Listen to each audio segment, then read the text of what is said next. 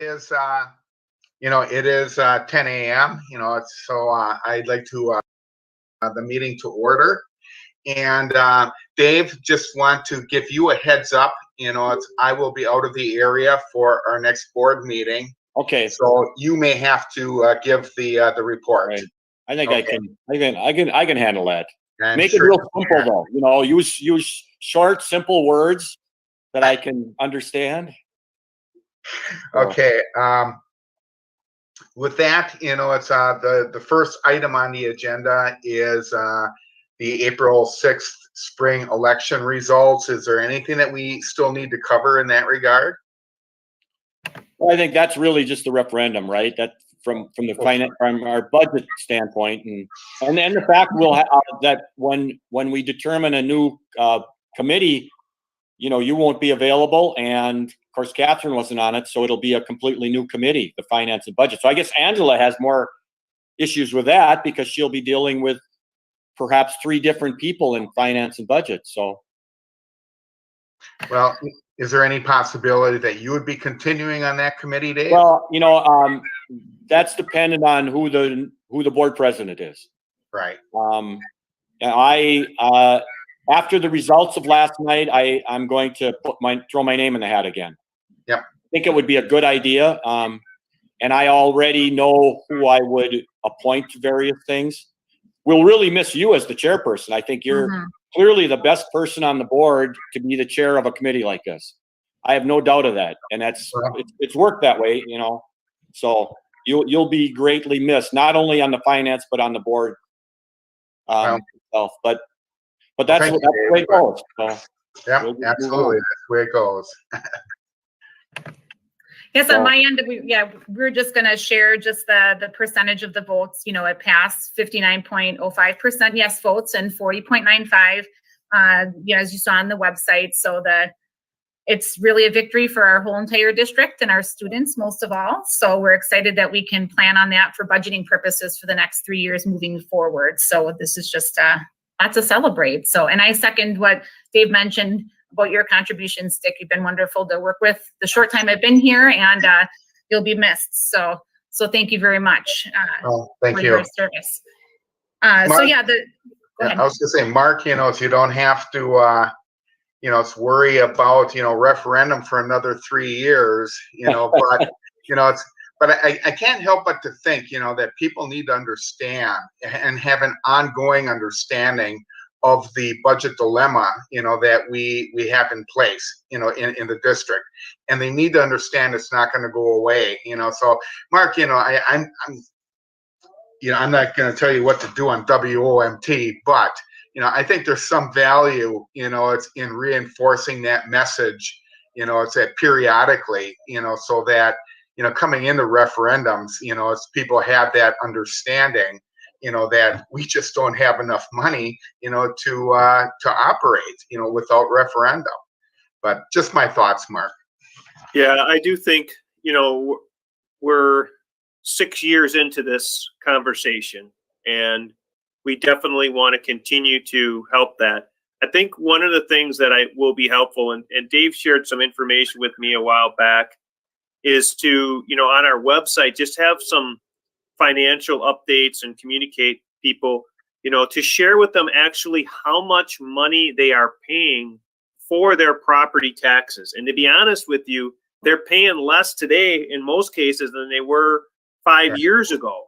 So, and then we've added a few things, but it is complicated to have people understand that the district's only role in this is the net tax levy. And your property taxes have to do with the equalized percentage, the assessment ratio that you have, and your property value increase. And so that therein lies a piece of that. Right. Interestingly enough, as I follow, other referendums, I don't know if it's a new strategy, but it's a strategy. Howard Schwamico passed 3 years ago a 5-year operation referendum. They went back to the public to extend their 5-year operation referendum, even though it was only in year 3. Yep. Yep. And they were tighter than what we were. They also had a $98 million, upgrades. But the strategy there was, folks, we need this money for a longer period of time. And if in fact it didn't pass, they still had time to go back. And I'm like, there's something to think about. So maybe we have some conversations about year 2 instead of year 3. And maybe our forecast will be brighter and we can go down a little bit or something. And, again, the tiredness of, could we ever go to 5 years instead of 3? And that might be something we would ask in the near future to our public. Would you support a 5-year referendum? 2024, that money comes off that we're right now that we're borrowing, that borrowed debt payment. We'll have a better idea of what the stimulus and the economy is a couple of years from now in a biennium budget. But yeah, we have to continue to communicate the message about where we're at, and our number of 386 isn't changing with the passing of the referendum. It just means that we're not going to be 400, right? Right. Doesn't mean that we're going to be 385 or 372. We're still way down there, and that's the message that I will continue to meet. I met Monday with Devin Lemahue, Paul Tittle, and Congressman Grothman, and again communicated. And I sat an hour with a couple of those folks talking about a referendum, and they still really don't get it. They still don't understand. Well, you have all the stimulus money coming. Why don't you just use that? Well, that money is not for operating expenses, right? The $100 that you're giving me is the same as the $100 you're giving another school district that spends $14,000 per pupil, right? And, and then they'll say, yeah, well, we're trying to, give the most to the most instead of give the most to where it's needed. Yeah. So, but yes, I agree. We'll continue to pass that message, and I think we definitely know that if we're going to go back in the future again, we better be ready to communicate that on a high level. I really like the idea of going to referendum to extend, it's the current referendum. I'll tell you what, I was horrified at the thought of, as a board member, discussing how we were going to cut $3.5 million or more from our budget. We got a lot of letters during COVID. I can't imagine. The input we would get. As we would have to cut programs. You're muted, Dave. If you were saying something. I was talking to a grandchild, so I thought it might be best.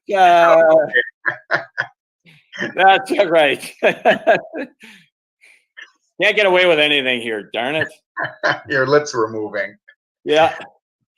Okay, if there's nothing else on referendum, Angela, were you going to take us through the 2021-22 budget update? Yes, I'm happy to do that. So now, having all the information as far as funding with the referendum, it's very helpful for our planning to, make more solid plans. And we're, looking ahead to late spring, early summer, where we'll be able to start bringing the preliminary budget to Budget and Finance Committee. But today is a beginning step to the process. Typical practice in our district is that we examine what's called the Wisconsin Employee Relations Commission rates for upcoming July of 2021. And we look at increasing our salaries. And that's typically what's known as your interchangeable, what's called your CPI rate, your Consumer Price Index. And that rate for July 1 is set at 1.23. So in order for us to move forward with our planning, we would like to just begin discussion with our MEA group, the teachers union, and discuss, that raise of 1.23 for their teacher contracts. And I'd invite Mark to help add anything to that he can bring historically to that. Yeah, so just a quick history. Act 10 articulated that that's the only benefit that is negotiable at this time. 1.23 is the maximum amount that union organized groups can receive. So there isn't any really negotiation. We would make a recommendation based on moving forward of a 1.23% increase. Historically, last year it was 1.81. So, and the year before that it was 2.44. So we're seeing a reduction overall from the previous year. And that's based on basically our economy and what the economy has done. Angela, I don't know if you shared that or you want to share your screen to kind of show some history, what our expenses would be and how much that would cost. Can you do that? That's a quarter, just so you know, Angela. We have 25-cent fines if you talk when your muted are. So, Angela's going to need a raise in order to pay for her. That's all right. That's all right. So here it is. So this shows just what the increases were historically over the last 6 years. So it's varied greatly. It's Angela, can you make your screen like that? Yes. 125? Yeah. That's good. You're working with some older people here. Remember that. So yeah, the increase of 1.23% would be $321,000 for the teacher group in our budget. It wouldn't represent the increase for the other groups, but that would be the amount for that group. I'm assuming that a similar increase would be offered to all the other groups, including support staff and administrative staff. Correct. That's usually, I think typically we offer it to the represented employees first because they have to go back to get approval from their group. And then we go back and add in the non-represented employees, which would also include administrators. Right. That's more typically how we've done it. There was one year, this is before Mark was here, where it didn't work. It didn't work out that way, and that didn't go over real well with staff because some of them did not receive increases. In fact, some received decreases, but it's a whole nother story. We're not going to go there, right? We want to stay out of that. It didn't work real well. So there's still bad feelings from that group. I know that. So yeah. So I mean, from what we understand, or I don't know if we have to take formal action on this, Mark. What would you recommend? So what we would like to do is just really get the blessing of the finance committee that we would take the 1.23 to the teachers union. They would then take that to their group for ratification. Then we would bring it back to the full board, hopefully either at the April 27th board meeting or the May 11th. And then the board would actually vote to take action. So if the full board was not comfortable with the 1.23, then they would at that point not motion or second or vote it down at that point. The other noted piece is that we are required to give teachers their contracts in hand by May 15th. And our board meeting, if I'm not mistaken, is like May 11th in May. Yeah. So it really helps us to, even though it's a little bit early, it's a little like we really need to get on this because it takes them a couple weeks to get it going. So if we can get your approval, we'll get it to the MEA, schedule that meeting. They'll be able to get it out to their folks. And then maybe on that last meeting in April, we could do it. After that's approved, then the personnel committee has typically taken up the conversation with the other employee groups, the non-representative groups. They'll bring that through the personnel committee meeting to the full board. We'll vote on that. And then those folks will have that part added to their contracts before the end of the school year. That's kind of the hopeful model that we have. Well, the other groups, do they operate under the same May 15th timeline? They do not. Okay. Because they don't have legally binding contracts like that. So if you remember, the administrator's legally binding contract was we're employing you, but we're not giving you any increases or anything like that. So we have just extended the administrators by contract, because we have to do that by law, to say, we'll pay you the same as we paid you. We'll pay you no less than what you're earning now. If the board would approve a 1.23% increase in the future, that would be the group. The other groups, the other non-representative groups, have more what we call letters of intent. Yeah. And so those are not required by law at a May 15th deadline. Okay. Okay, so what I'm hearing is that we would need a motion to accept. I don't really need a motion. You don't I just need okay. I agree with you moving forward with this is really what Okay. I need. Because because there really is no action Okay, until the union has to ratify it and say, Okay. yes, we agree to this. It really is, I mean, it's kind of a formality now. What are they going to do? Say no because they can't get anything else. Yeah. But the actual motion and a second would come at the full board after it's ratified. okay. And certainly, you know, if you're just looking for the blessing to take that 1.23%, you know, to the teachers union, you know, it's, you know, given the fact we don't have a great deal of control over that number, you know, other Right. than maybe bringing it in less, you know, it's, which I don't think we'd want to do. You know, it's, you know, I don't know how you feel, Dave, but I certainly feel comfortable giving a blessing to take that to the union. Yeah, I agree. I don't think it speaks well for our district, which has seen support for the referendum from the public. The last two times significantly, you know, at the 60% level. I don't think it sends a good message then back to say, well, yeah, but we're not supporting our staff. And that's what you tell them when you don't, and it's only 1 point. I mean, it's 1 point, you know, it's not a number that jumps out and irritates people. So, Yeah, right. Okay. so I'm good with it. Okay, great. Okay. What, do you have anything else for us, Angela? Not at this time. So that is the bulk of it. So Okay. Are we ready to adjourn? Well, just one thing, you know, Angela, we won't be able to meet again probably at least until May because the makeup of the committee has to be done, and that won't take place until after the April 27th meeting when we appoint a president who then appoints the committees. So just so you know, if there was anything Yes. that you needed to do, you know, it'll have to come later. Okay.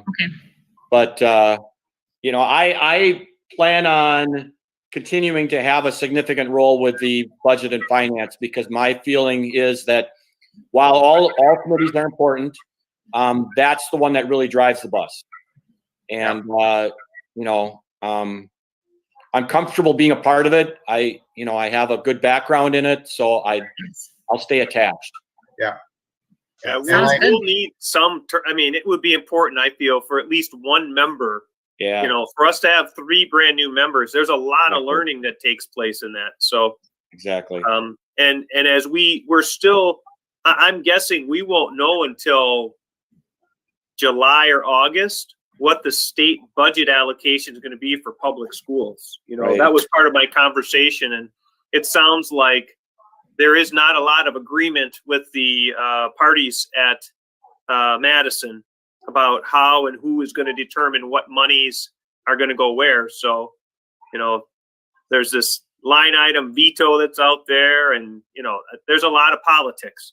So, you know, the legislature said, we'll have a budget, you know, the fiscal bureau said, we're going to give a budget to the governor in June, but it likely will be our budget, not his, right? And that's the language they're using. So I anticipate it's going to be some time before all that goes out. And, you know, the challenge is we have to make budget decisions. You know, now we got a big piece of that, obviously. But we'll have to just take some estimated guesses on what we think our state allocation will be. And just, you know, Angela will put together some scenarios. We're used to these scenarios. You know, you get $100, this is what it looks like. You get $50, this is what it looks like. You know, the governor's budget, I think we saw, Angela and I were talking yesterday, was $200. Yeah. you know, And I the can next easily 2 put the years. scenarios together. Yes. Yeah. Yeah, so we'll put those scenarios together, and then in May and June, we'll share what we have, but we probably won't have a number until July, I bet. You know, that committee is going to be able to then kind of preliminarily approve. Well, it's something that's fairly certain, and this is part of what Richard was talking about is getting the message to the public, is that it's unlikely that the formula will change in the near future. The discussions have not gone in that direction. And Mark, you know that because you're talking to them directly. Yeah. It's unlikely that based on the makeup of the legislature, that's going to change anytime soon. So we will likely be stuck in that for this 3-year referendum. And inflation will take place. And that 4.3 is fixed for 3 years. It doesn't increase with inflation. So we're gonna be tight for a while. Yeah. We are already planning on looking at a $1.3 million reduction. That still continues over the next 3 years. Good. So- Something we didn't bring up here is we do know that, we even with the 4.3, it was less than we knew that was necessary, Right. as was the 3.5. Right. And I like to hear that, Mark, because if I would have remained on this committee, I would have been advocating that amount that we pull from fund balance, that we look at cutting back on that. So I'm glad to hear that, Mark. That sounds like a real proactive direction. Yeah, our plan is to kind of do it over 3 years so that we don't have a huge gap in 1 year. But that will be our goal, is to get back to not using fund balance. And we've already began, and I think Angela can attest that we have some ideas about where we might make some of those reductions, but we really needed to wait till the referendum, because there just would have been additional reductions, and so now we can kind of go back and stream those. Okay. Good. All right. Sounds good. Yeah. All right, thank you. With Yeah, that, See you guys. I need a I'll motion. make a motion to adjourn. How's Okay. that? I'll second that. Perfect. All right, we're good.